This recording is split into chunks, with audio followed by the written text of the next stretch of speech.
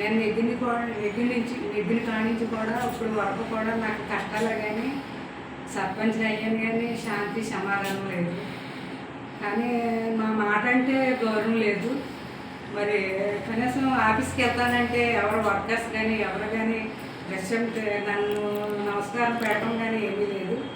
నాకు కనీసం మంచినీళ్ళు ఇచ్చి బాటిల్ కూడా లేదు. అయినా కానీ నేను సర్దుకుపోయేదాన్ని.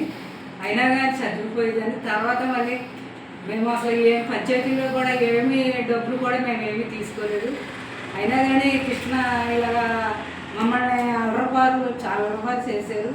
మా భర్తని నన్ను కూడా అలవాటు చేశాడు, బ్లాక్ మార్క్ చేశారు. ఆయన ఏదో ఇంటికాడ డబ్బులు లెక్కెట్టుకుంటే ఆయన ఎప్పుడు వచ్చాడో వచ్చి ఫోటో తీసుకుని వీడియోలకి టీవీలకి వాటికి ఇచ్చారు ఆయన.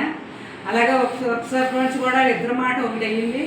ఇదివరకే 3 సంవత్సరాల కిందట కూడా మమ్మల్ని వీడియో వాళ్ళు తీసుకొచ్చి బ్యాక్ మార్క్స్ చేసి తర్వాత వీళ్ళు లంచగొండలు సర్పంచ్ భర్త లంచగొండ చేస్తున్నాడు, అందరి దగ్గర కమిషన్ తెచ్చి తీసుకుంటున్నాడని ఉప సర్పంచ్ కృష్ణ వీళ్ళు చేశారు. నాగేశ్వరరావు గారు కూడా మేము ఎక్కడో లంచం తీసుకుని ₹1 కోట్లు 2 కోట్లు తీసేసుకుని తినేసామని.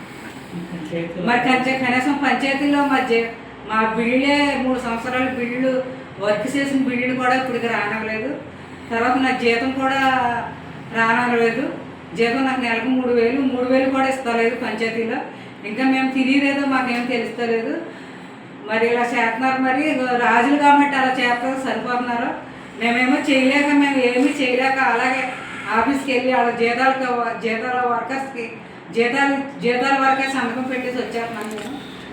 మరి వాళ్ళ వర్కర్స్ జీతాలు ఒక నెలకు లేట్ అవుతాయి. 2వ నెలలో కృష్ణ ఆయన రెచ్చగొట్టి జీతాలకు ఇవ్వలేదు అని మీరు చెత్తకెళ్ళకండి అని జీతం చెత్తకెళ్ళకండి అని వాళ్ళు ఆఫ్ చేయటం.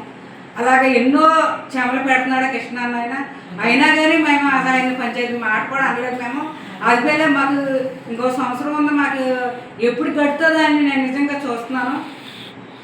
కొంతమంది సర్పంచ్ అయ్యి సంతోషపడి ఆనందపడి ఇంకో 2 సంవత్సరాలు ఉంటే బాగుంటుంది అనుకుంటారు. కానీ నాకు ఆ అవకాశం లేదు. నాకు ఎప్పుడు గడుతుంది, ఆ సంవత్సరం ఎప్పుడు గడుతుందని నేను ఆలోచిస్తున్నాను. అయినా కానీ ఏ రోజు కాలేజీ కంప్లైంట్లు అతను కూడా వాళ్ళని డబ్బులు అడగవలసిన పని లేదు. ఆయనేమో రూల్ మాట్లాడుతుంటే వాళ్ళకి గిడతలేదు. నువ్వెవడో అసలు పంచాయతీలో మాట్లాడతాను, నీకు సంబంధం లేదు. నీ భార్య మాట్లాడుతుంది, నీకు సంబంధం లేదు. సర్పంచే మాట్లాడాలి, నీకు సంబంధం లేదు అంటున్నారు. నీకు చదువు రాదు అని అంటున్నారు. నేను ఎంతో కొంత చదువుకుని చూసి రాయగల చెప్తూ ఉంది.